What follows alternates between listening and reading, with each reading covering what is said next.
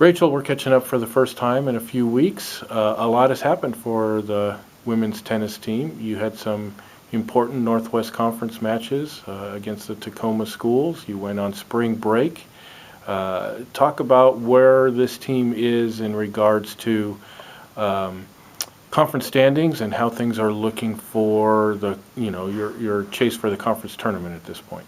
Yeah, in our own conference, things have been going well so far, but it is still a steep road ahead before we can really be making any sort of statements about how we are going to get to the conference tournament.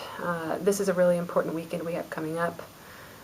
Really, even though we only have a couple weeks left in our conference, we have half of our most important matches still in front of us. So it feels great that we've been able to accomplish some really good things up to this point. We got some really tough competition in California that I think will help prepare us for these next couple of weeks, but so much competition ahead still.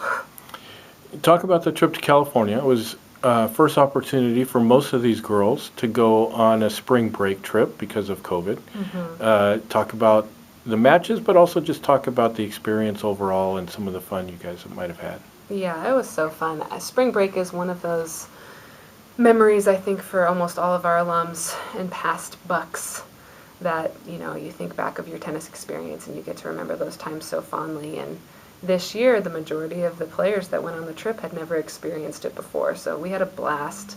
Got to train in some heat in Palm Desert, which was challenging for some, but also just spectacular for the experience, and got a little bit more prepared for outdoor play. And we played some really, really tough schools in the SCIAC, and were able to get some W's as well. So overall, it was a phenomenal week. Definitely one we hope to be able to do again in the future. You referenced it a little bit, but this weekend, two important matches, Lewis and Clark and Linfield.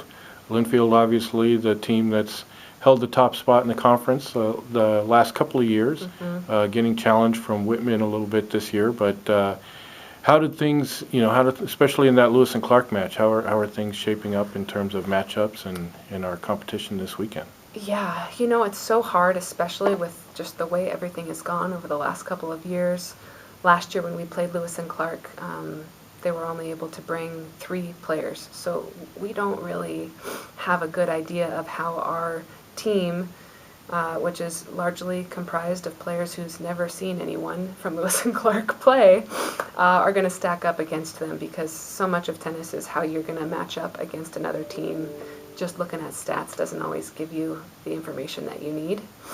That being said, Lewis and Clark looks deep and looks good. They have a lot of older players who are a little bit more competition ready than some freshman talents, but they also have the freshman talents as well, so we'll just have to see on match day.